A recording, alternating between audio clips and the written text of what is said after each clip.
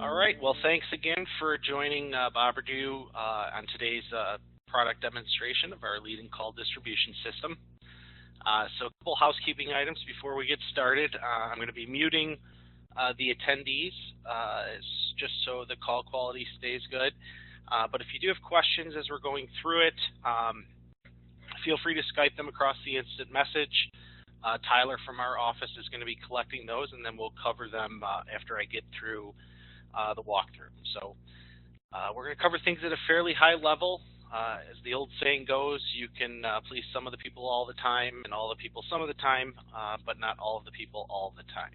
So there may be instances that are not applicable for your company or don't go into as much depth. My goal here is to provide you with a framework so that we can jump on more specific scenario-based demonstrations later on with that baseline established, and we can get into specifically how it's going to help your business. So I'm going to go ahead and jump right in here and to look at today's agenda.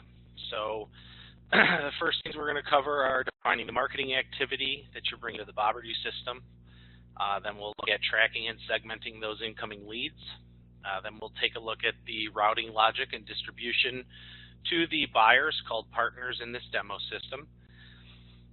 Then we'll look at the leads tab and exploring the tools available for that, reporting some of the other user logins that are available, and then some bells and whistles that we can check out at the end. So to begin with, we're going to go to the cost what, which is our internal testing and demo system. We're currently at an admin login, and you'll notice the cost what logo is in the upper left-hand side. Your company's logo would replace that cost what logo, and then we're going to go into the admin.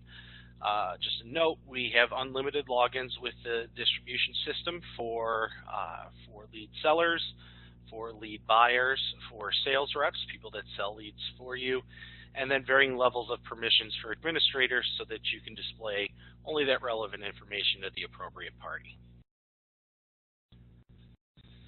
So we're going to log in as a super admin. First thing you'll take note is that you're taken to a typical dashboard. So it's going to give you a high-level view of what's going on in your system. So you'll see not a whole lot of high volume here in this particular lead type, but it is our testing and demo system. So this can be customized through the managed dashboard. Some other tools to note, we have calendars. We run a ticketing system for you to communicate both internally with your team members as well as submit support tickets and custom tickets to boberdoo to work on.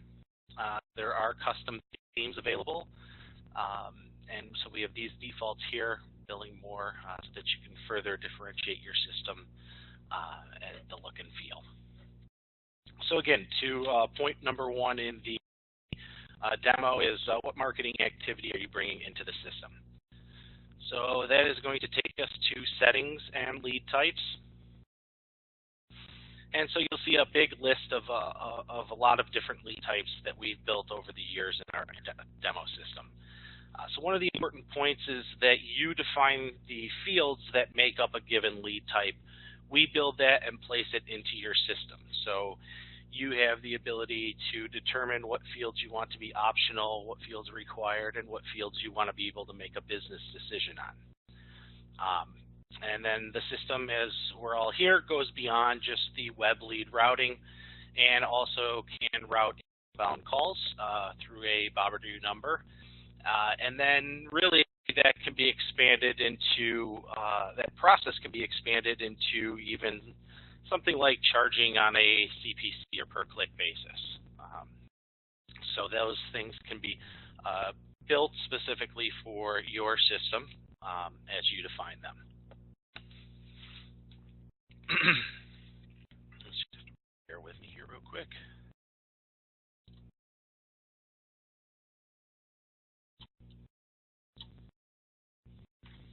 All right. So if we take a look in our demo lead type, something we're going to use for today, we will see posting specifications. So one of the most flexible ways to get leads into the system is through a simple get or post. You can provide this link to third-party affiliates so that they can build the host and post into your system. You can give that to your front-end web developers or any other parties that you're working with. And this will define exactly what fields you're collecting for the given lead type, those fields that are optional, required, and then those allowed values. We'll also include a short and long response. One of the key things about the boberdoo system is that every lead submitted into the system sees a response, be it matched, meaning it was sold, unmatched, meaning that it was a valid lead that just had no buyers, or an error message. And if there is an error message, it tells the submitter why the lead failed. So that allows for very easy troubleshooting when you're setting up new lead sellers and third-party affiliates. So while that's one way to get leads into the system, for those people doing their own marketing, we also have a form builder, a form manager. So you can build out specific forms on a lead type by lead type basis. And so you'll see I have several of them set up in here, and we'll just take a look at one at a fairly high level. So one of the benefits is that any place that has this little website code on the upper right, and that can be placed just by copy and paste or through our WordPress plugin, it will display the form from your boberdoo system, allowing you to control the back-end actions, layout, and field configurations from your boberdoo system, and then push it to any place that has that code. So, for example, you'll see things like mobile optimization, so you can display mobile-specific settings. You can control the confirmation page, so you can display specific text. You can redirect the iframe. You can redirect the user entirely to a new window. So this is a good opportunity for those clients or prospects of ours that are in one specific vertical to break into a new vertical and test the water, so to speak, through cross-offer opportunities. Things like advanced settings, alternative submit buttons, agree to terms that you can enable and put your terms or whether the lead is agreeing to, and force them to check that before they submit. Some of the other options with the form builder that we go into a little bit less detail is form field configuration. So you can change how the fields, the drop-down lists that are available on a form-by-form basis without wrecking your entire lead type and all the integrations that you may have already set up. And then finally, you have the form builder allowing you to customize the layout. So you can do things like toggle align, you can add horizontal sections. For longer fields forms, you can add page splits. And again, as you customize this layout and save it, it will automatically get pushed to any place that has that website code. And then the final thing for the form builder is that there is a CSS editor as well. So you can build various templates, CSS templates, and then apply them to the different forms so that you're going to match the exact look and feel of your existing website with the form itself. So once the form is built, very similar to affiliate management systems, we offer web campaigns. So this is going to allow you to essentially build an offer, push that to your vendors' logins, or download the creatives and send them as well. So you'll see here we have different types of campaigns. If we go into just one that we have set up, this is where you're going to determine the assets that are associated with this offer. So you can determine the type of campaign.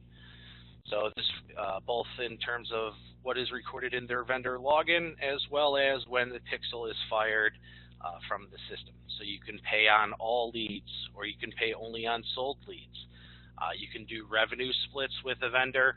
And then we also offer buckets, which would allow you to determine an amount of revenue that needs to be earned before one pixel is fired. You can then associate those offers to the various vendors, which are your lead sellers, and push this opt-out information to their login as well. So then you can go on and assign their pixels in the campaign. So in here, you can place their pixel settings. You can determine whether it is fired on a manual review or if the lead fails our internal quality control check, which is lead QC. We'll cover in a second. And then, of course, the creatives that you can also push so that they can download and build the offer for their marketing.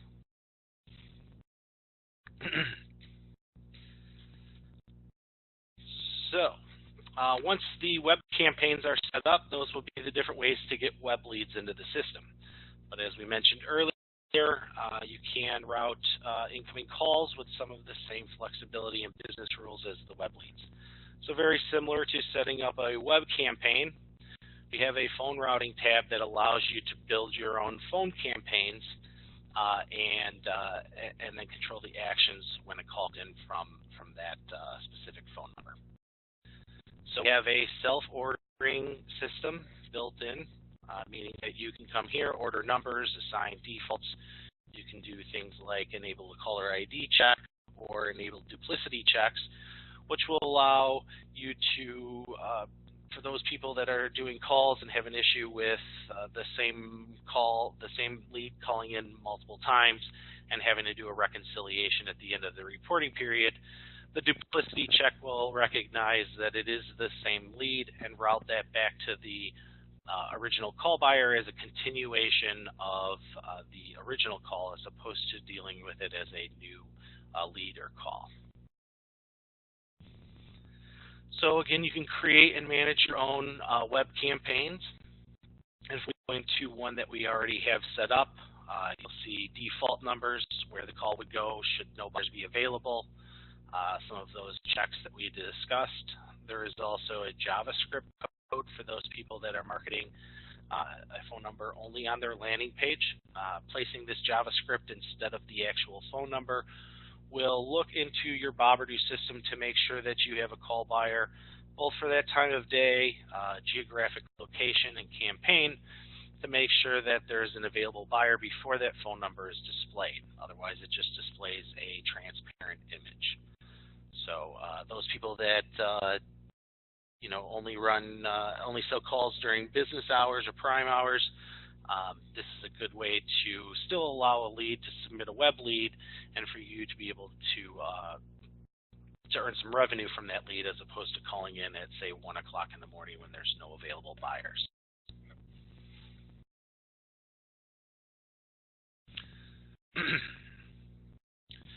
So once we've set up the phone campaigns, that essentially defines everything that we're bringing into the system. So it could be different types of leads and what forms or fields make up that lead, building a form, building a web campaign, and then finally setting up phone campaigns. The next thing we'll take a look at is who is sending us the leads or tracking and segmenting those incoming leads. That is done through a vendor source organization. So a vendor is going to be a third-party lead seller. It might be a marketing company that you outsource your paid search to. It might be a third-party bulk emailer. So if we go into one, there's several different options for you. So if your basic account settings, you can do rev sharing percentages for the whole account. We have different permissions that you can customize for their login. So you can display different reports as well as different pages, what lead they've sent.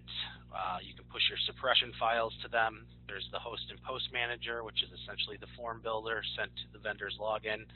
And then those web campaigns that we had discussed earlier. There's filters that you can put into place on a lead type by lead type basis. So you can cap a particular vendor on a lead limit basis, daily or monthly. And then for leads that you want to be able to filter, for example, by state, those could then be built in to prevent those leads from specific states from entering the system.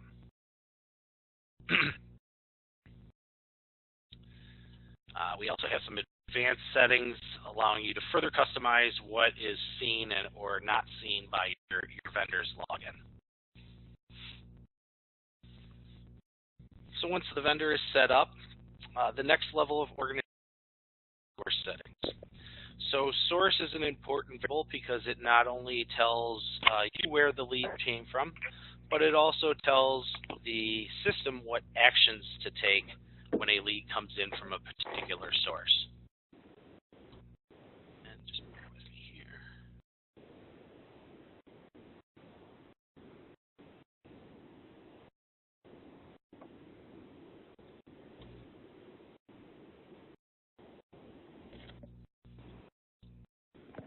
Just going to try and mute these.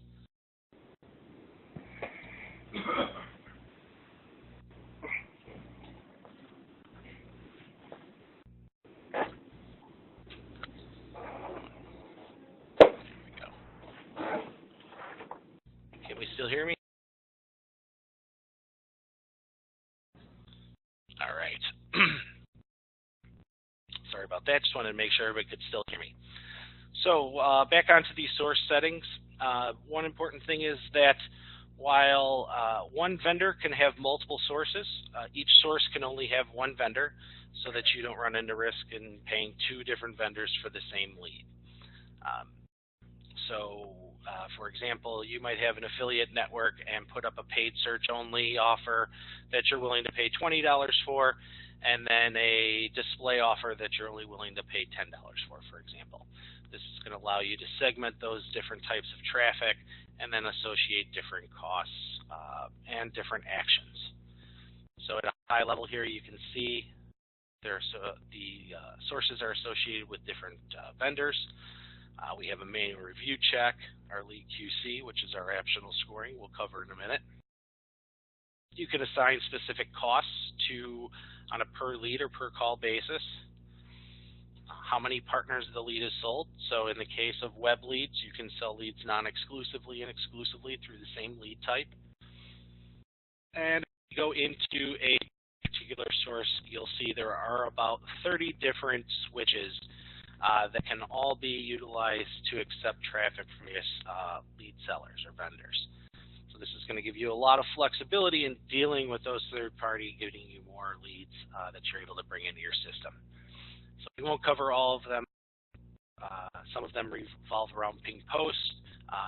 The takeaway here is that chances are if it's a unique situation, either our clients have faced it in the past or there's a switch already built in, allowing you to adjust how you're bringing those leads into the system.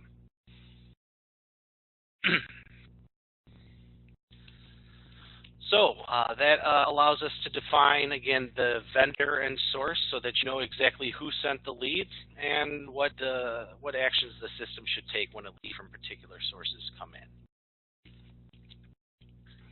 So that is going to bring us to where are the leads going. So the leads in our system are sold to the partners. So partners are going to be a lead buyer, clients, agents. And here you're going to have a list of all of your lead buyers. You can use the filtering icons to drill down to find specific buyers by vertical, state, names, things of that nature. And we go into one that we have set up here. The first thing you'll notice is that there's several tabs across the top and on the left-hand side. These are all related to this one company. So again, giving a lot of flexibility and dealing with each client on a unique basis. So we won't cover all of them here, but I will point out some of the more important ones. The account information page is going to be where you determine the permission for this buyer's login and their account overall. Simple things like whether or not the account's active, whether they can change their own status and turn themselves on and off, whether they can add funds in their account, and then a lot that has to do with refunds.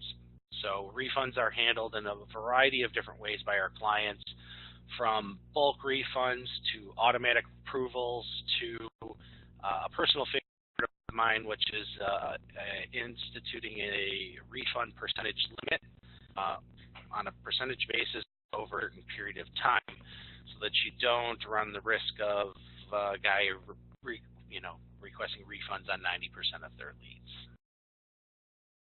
So all of those can then be customized again on a client-by-client basis. And then you can also assign a sales rep to this account so that they can see this company in their login and touch them for reorders. And then also the commission reports are automatically calculated on a gross margin basis. So the next section that we're going to take a look at is the money portion of it. So a client needs three things in order to receive a lead. They need to have an active account, which we see right here. They need to have available funds. So that can be in the form of positive money. So you can do manual account operations for credits and charges right here. This is a line-by-line accounting for this client. So every lead they received is debited. Every credit or refund that you give is notated right here. And then in the invoicing and billing tab is where you determine the parameters, the payment parameters for this client. So you'll see here there's several options for you. You can set credit limits, allowing them to run negative. This will be used especially for your typical weekly or monthly invoicing. You can set credit limits on varying amount. We are integrated with authorized.net CIM for auto rebilling options. So that can be done on a time basis, every Monday for the previous 7 days, for example, or you can do it on a trigger basis. So every time all below, say, $50, you want to automatically rebill them $500. You can do monthly reoccurring charges if you have a subscription or directory-based pricing. And then there's several checks that are available for those billing procedures. And then finally, there's also a revenue sharing model, allowing you to sell the lead at $0 and then get a CSV that you can upload from your lead buyer that would then retroactively apply a specific revenue per lead. If we take a look at automating your traditional weekly or monthly invoice, we have the invoice manager right here. It will allow you to send an email PDF with a detailed line-by-line invoice of the leads received, and then whether to include payments, credits, and things of that nature. So that is the second thing that a lead buyer needs in order to receive a lead, which is available funds. And that will bring us to the last thing that a lead buyer needs, and that is a filter set. So this is the most important page in the whole system because these are those custom business rules that define exactly what the lead buyer can purchase. So in here you'll have filter sets set up. You can set up multiple filter sets in multiple lead types, allowing you to get very granular in how you price and bill for your leads. So if we look at a web lead and we edit that filter, very similar to the source settings, there's about 20 or 30 different switches that you can use to customize the distribution for this particular client. So you have your lead price, how much they are paying per lead. You can assign specific sources or uncheck them if you don't want that traffic to go. You have your lead delivery options, so we can deliver leads in HTML, Excel, PDF, plain text. We can do SMS text messaging as an optional add-on. And then you'll see these specials. These specials represent custom deliveries to post the lead, for example, to your client's CRM, like a Velocify or a Salesforce account, or to your client's lead management system if you're selling to an aggregator or wholesaler. There is a wizard allowing you to build your own, or you can submit it to Boberdoo as custom work. Next set that we'll jump down to here, matching priority. So everything defaults to a 5, and clients on the same priority just go into a round robin. But you can raise and lower the priority of specific filter sets to manipulate who gets first dibs at an incoming lead or call. As I mentioned, you can sell leads exclusively and non-exclusively, and then use this option to override whatever the source settings are. Then comes your caps, daily, weekly, and monthly. And then your lead scheduler, time of day, day of week. This we'll cover in a little bit more detail when we get to the calls. high level, again, you can create an actual schedule for lead delivery. And then finally, we come to any of the custom fields for this web lead that you determine when we're building the lead type. So if we take a basic state, for example, I want to receive all leads in Wisconsin, or just using a unsecured debt filtering option, maybe I only want leads that are 10,000 or more. So this allows us to then customize that that offer or this lead, and maybe we went to 15,000. So then in that case, those leads that are less than 15,000 would not be eligible to be sold to this specific filter set. Then we see like employed, yes, no. That logic then be carried on into any specific fields, as well as more sophisticated options like LTVs and other ranges that you would want to be built into your system, all done on a custom one-off basis. So that is an example of a web lead, and now we take a look at this one as an inbound phone filter set. So again, very similar to the web leads, you can create a filter set or business rules that define exactly what calls this buyer can purchase. So it will start off and look very similar. Your lead price, how much you are charging per call, your client's DID or ring to number, how many concurrent calls they can take at the same time. You can charge an additional per minute fee. And we have duration or buffer. So this would allow you, for example, to put in a 30-second or 0.5-minute buffer, or a 60-second, 1-minute buffer. This will allow the partner to speak on the phone for that amount of time, in this case 60 seconds, before the billing transaction takes place. So if they talk for 59, the call ends up being declined. If they talk for 60 seconds, that billing transaction occurs. You can then record the call. And then finally, what do you want to do if this lead buyer not pick up in this amount of time? So when this is select yes, as it is here, we will attempt to deliver the call for 60 seconds to this buyer, but if they do not pick up, it will then roll to the next available call buyer. You can also select no here and force the sale to the particular lead buyer. That would be used in the case of like proprietary campaigns if they're the only lead buyer that's available. And then you'll see the rest of these options will look exactly like the web lead. Your sources, your lead delivery, priority, exclusivity is ignored here because leads by definition exclusive, or calls by definition are exclusive. And then the lead scheduler. So again, this allows you to build a schedule and then also an associated price.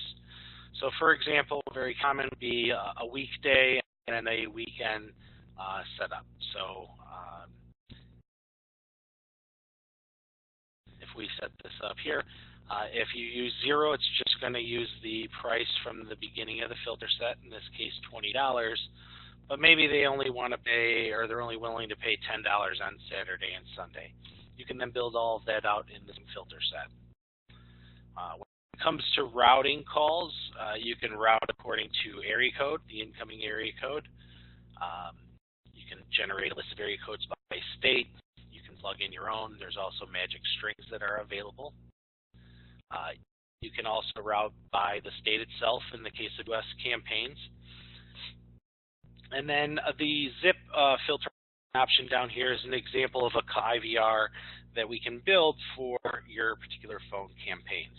So those IVRs could be any decision tree. A very common one is the zip code. So instead of being connected directly with your lead buyer when the lead calls into the 800 number, it would prompt them and ask them for their zip code, and they would enter 53703. The system then would grab that zip code and route that geographically to the appropriate buyers. So very similar to the area code, you can upload a list of zip codes, you can use magic strings, or you can build a radius around a specific zip code. For example, maybe 30 miles, but I only want to stay in the same state. And we'll see here 84 zip codes that are populated. So that would be the only that are available to be sent to this buyer.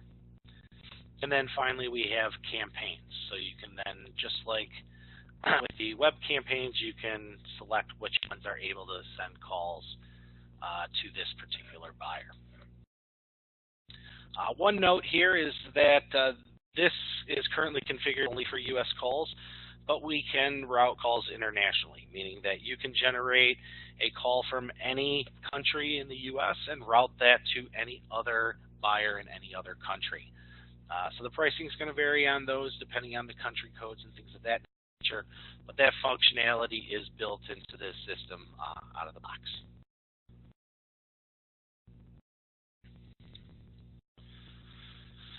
So again, just to finish up the lead filter set side, we have multiple filter sets in multiple lead types, allowing you to be very granular how you price those leads to your buyers. That's going to bring us to where are the leads. So that is not surprisingly in the leads tab. So the leads tab is going to be a real-time view of your incoming leads. It's going to show you where the leads came from, where the leads went, and allow you to drill down into your lead flow. So up here you can filter by dates, and you can also use the filtering icon to drill down into any of the variables that make up the particular lead type. So in the one that we've been using, you could drill down by state, by to whom the lead was sold, debt amounts, basically any variable in the system. Now on this page itself, try to clear up a little room, you have your lead ID showing exactly what was submitted on the lead, and then several tools that are available. So you can process and reprocess leads that might have either gone unsold or unoptimized. We have a lead QC check. This is an internal scoring that I'll cover here in a little bit. You can add calls to leads to a internal do not call list if it was a bad lead or a robot, for example. You have your lead logs showing you exactly what happened on each lead.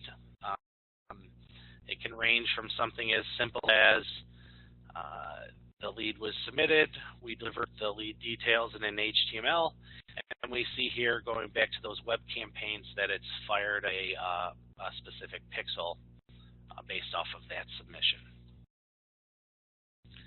You can create follow-up tasks for leads if you're manually reviewing or qualifying them, and you can request refunds as well. All of these columns in the middle here, from the cost of the lead or the source, all the way through city here, can be customized by you to display the relevant information. And then most importantly is on the right here, what happened to the lead, who bought it. In this case, Buys Test Leads bought it for $35. You see it was successfully delivered. There's been no refunds requested on it. You can re-deliver the leads and also view the matching filter sets. So again, this is where our clients spend a lot of the time, seeing exactly the leads that are coming into their system.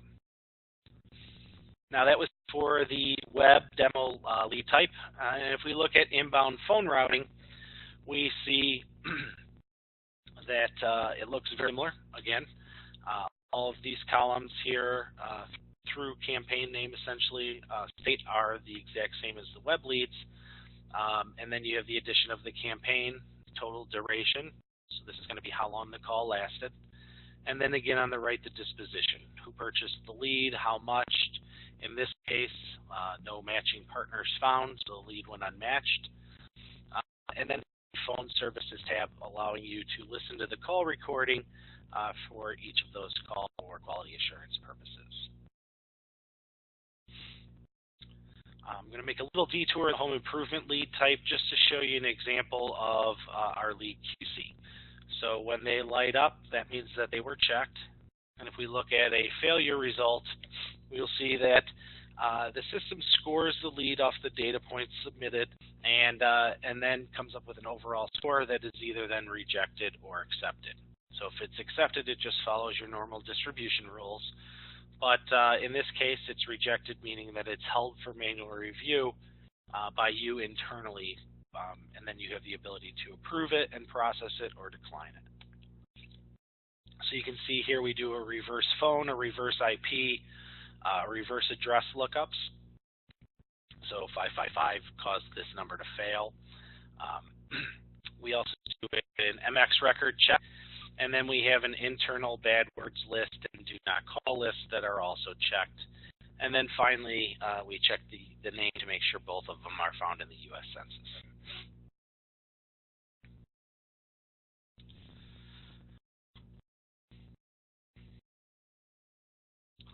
So that is going to cover the Leads tab. Now we can take a look at some of the reporting options.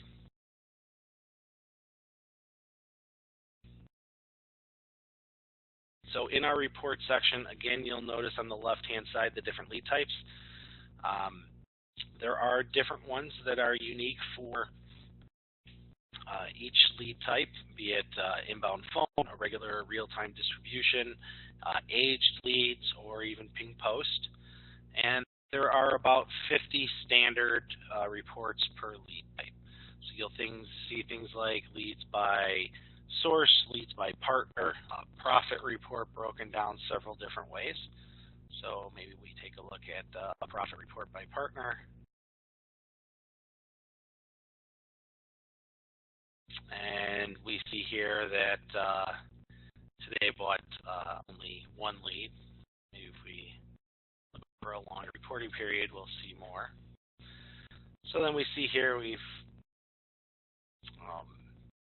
bought $896 of leads on $115 cost. We paid out commissions, and then our gross profit over here on the right-hand side. So again, there are standard reports for each lead type that cover a lot of the aspects or needs of your reporting.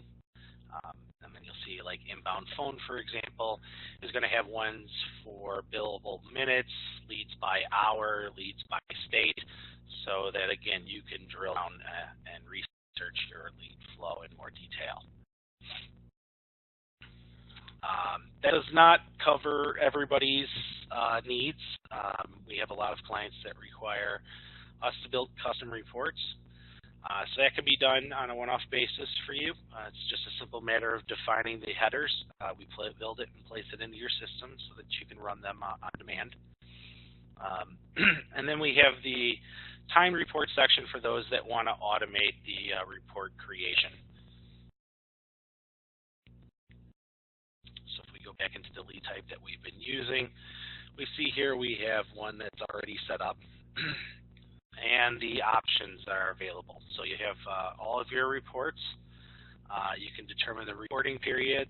You can email it or FTP it. You can determine when you want this report sent.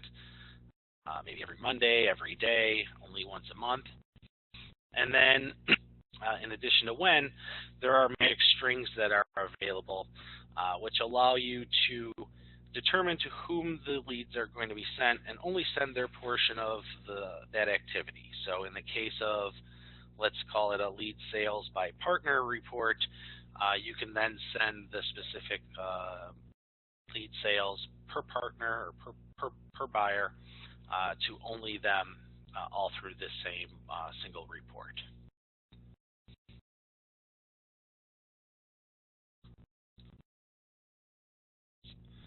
So we're going to go back to our agenda here.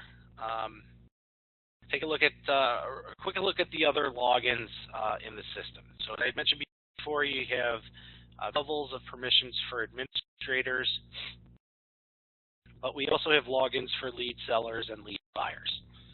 So in the case of a lead seller or a vendor, we can go to their admin and see what they would see when they log in.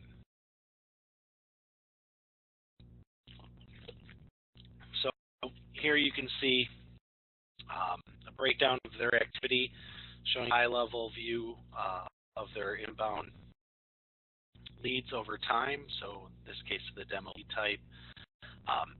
And then all of these, again, are customized to you. So you have your leads tab showing them what leads were matched, unmatched, decline. They can run various reports. You can push your suppression file to them in plain text or MD5. Very similar to your form builder, you can allow them to build out a host and post manager. And then the web campaigns are going to allow them to view the campaign information, download your creatives that you push to them, create links based off of what sources are available. And so you can use that then to market to your landing page.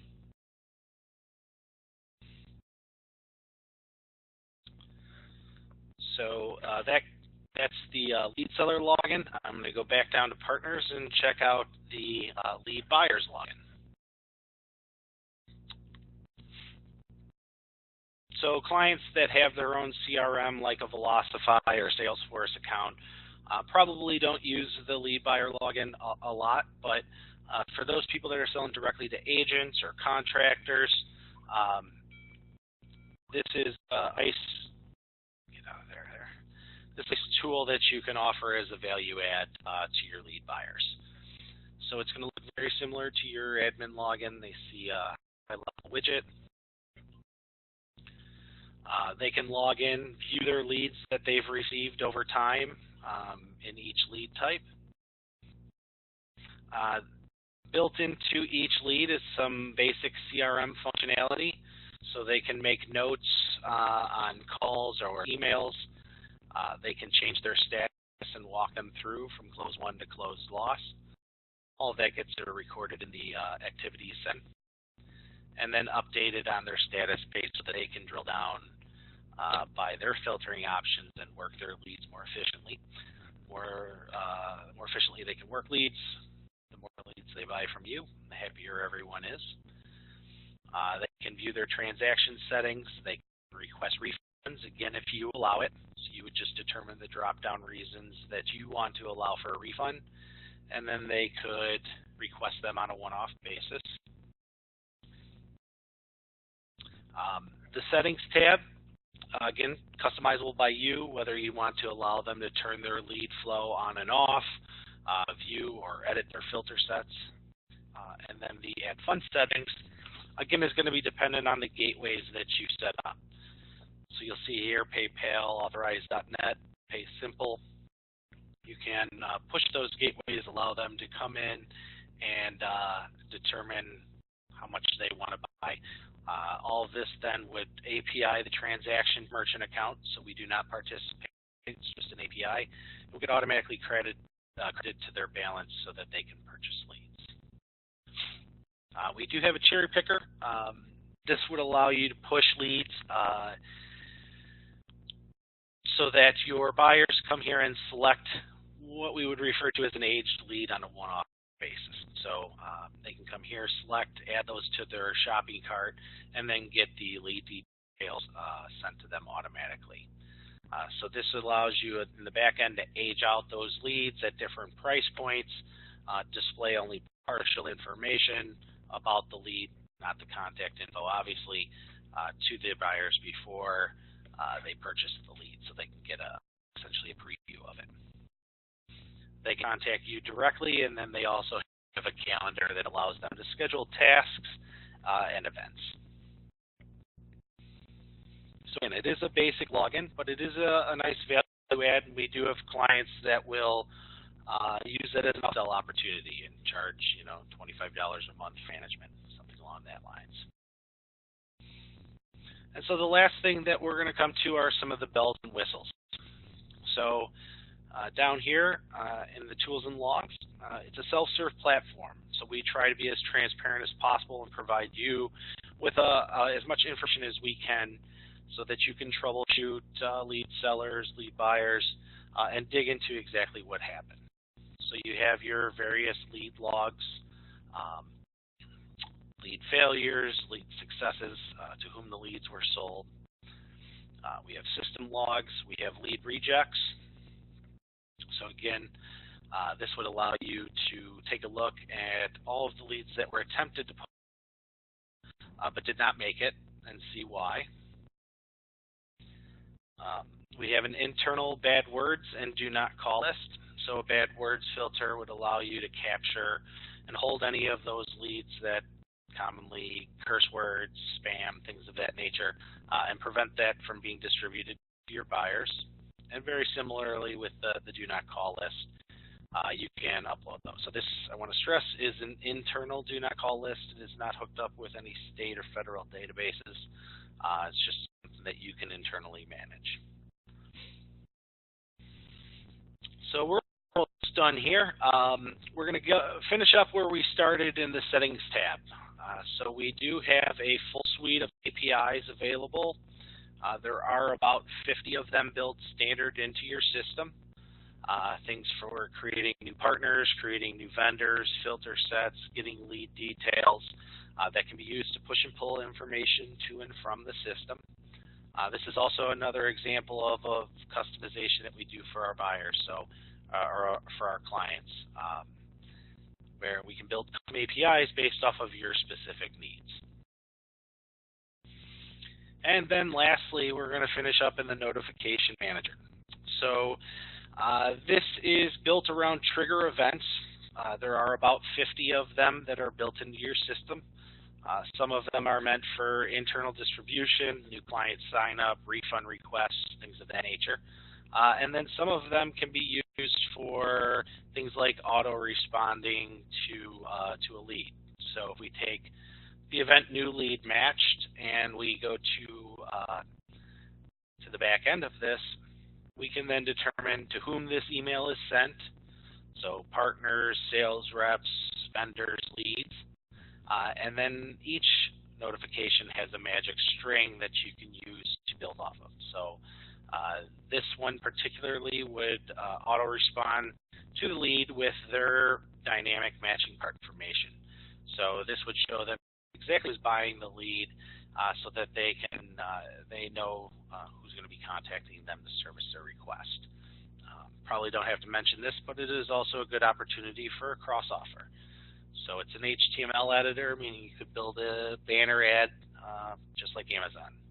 People that were interested in this lead type or submitted inquiries in this vertical were also interested in that vertical, and then drive them right back to another landing page so that you can capture them in your boberdoo system and sell that cross lead. So that is going to conclude what I wanted to get through at a pretty high level here today.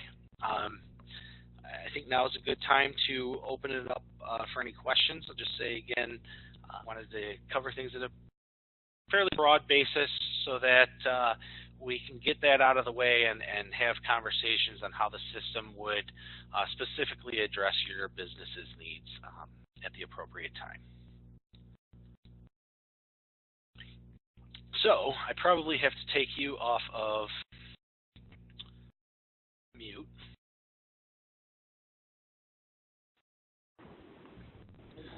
All right. So does anybody have any questions right off the bat? And if there's already somebody talking, feel free to Skype or instant message any questions across as well.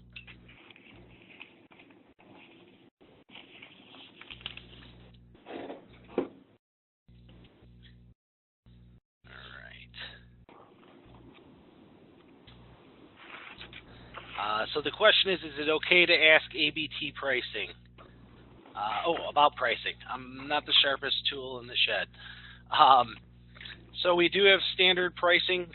It is based off of whether or not you have a light or a pro system. It basically ranges from 10 cents per minute all the way down to 6 cents per minute. Some things to note on that pricing. It does cover 2 legs of the call, so there is and sometimes more. So there is the initial call from the lead into the boberdoo system, and then from the boberdoo system to the partner. And so we can discuss, those levels breakdown. Basically, the 6 cents is on a prepaid basis. The first level is a 30,000-minute block, and then it moves to whatever your monthly average is. And those blocks do not expire.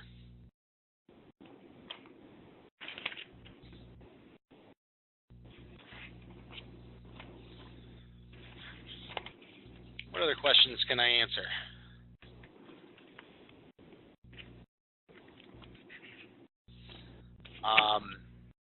So the system itself, I'll just pull up the pricing page. Again, it's going to depend on the levels that you want. The calls are an optional add-on to the base system that we covered today. So the primary differences between Lite and Pro are branding, some more initial hand-holding and training, as well as some included custom work. And the big thing is a discounted programming custom rate. But the monthly lease is the same for both Lite and Pro. So it starts at $575 per month. That is for up to 1,500 web leads per day. So calls, because they are an optional add-on, are not considered into in that mix. So this is just an overview. I'm more than happy to answer questions. Usually those are probably on a one-off basis.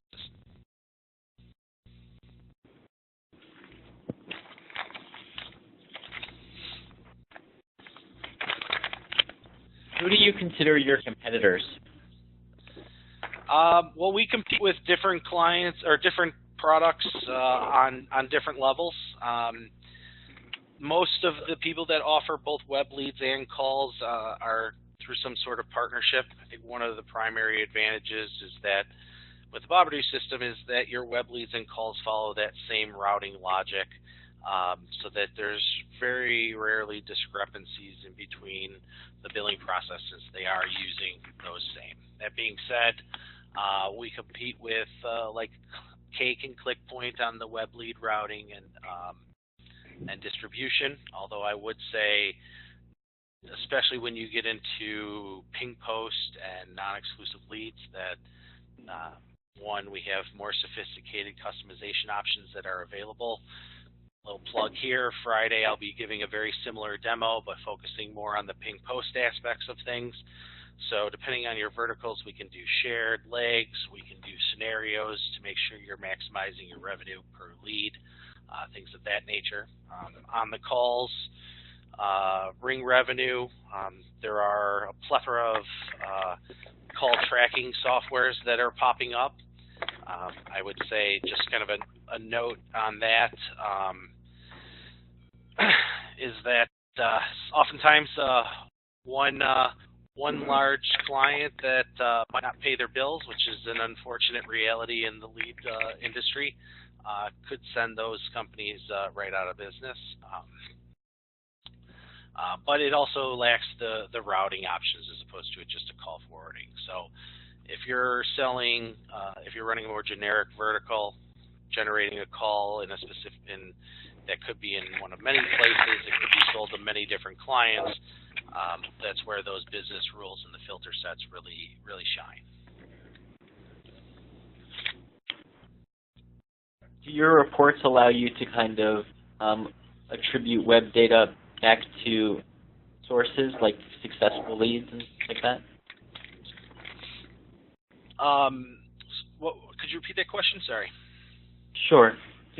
Does your system allow you to, so I guess there's a way to upload revenue from successful leads, is that right? Yeah, so for clients you can do a revenue sharing, so that would essentially sell those calls to them at $0, and then they would be able to give or give you a CSV that you would then upload a specific revenue on a per lead basis. So if you wanted to tie that back to the vendor or lead seller, you would be able to assign both of the lead buyer and then the lead seller on a revenue share basis. So from the vendor section, we have the rev sharing percentage right here. So if you were going to give them 25% of the revenue earned from their leads, you could enter that there, and then as you uploaded those revenues from the partner side in their revenue sharing, it would automatically update their reports and reflect 25% of that revenue. Is that what you're asking? Yeah, that was the first half of it, and I guess the second half is once you've, let's say, uploaded revenue and you can see kind of what's working, is there a way to attribute it to, specific landing pages or specific keywords or other things like that so that you can actually kind of track your ROI? Yeah, absolutely. So we can go back into the lead types tab and take a look.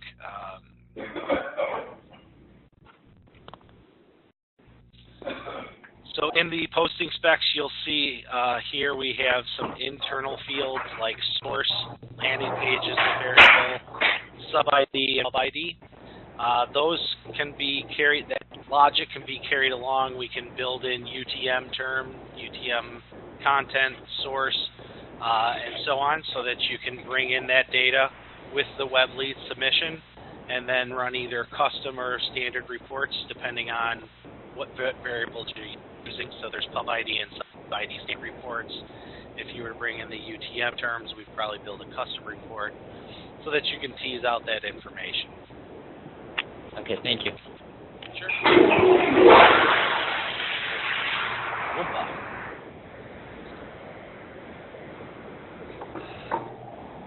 So, what other questions can I answer for people?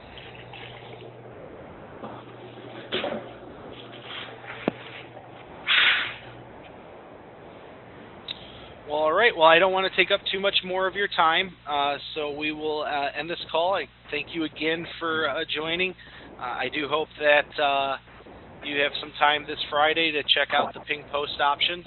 I'll be sending a recording of this demo along as soon as it's processed, but if you do have questions that you didn't maybe want to ask to the entire group, feel free to give me a call, shoot me an email, and we can set it up and, again, drill down into how boberdoo would address your specific use case scenarios. So thank you again for joining me, and I wish you all the best on the rest of your day.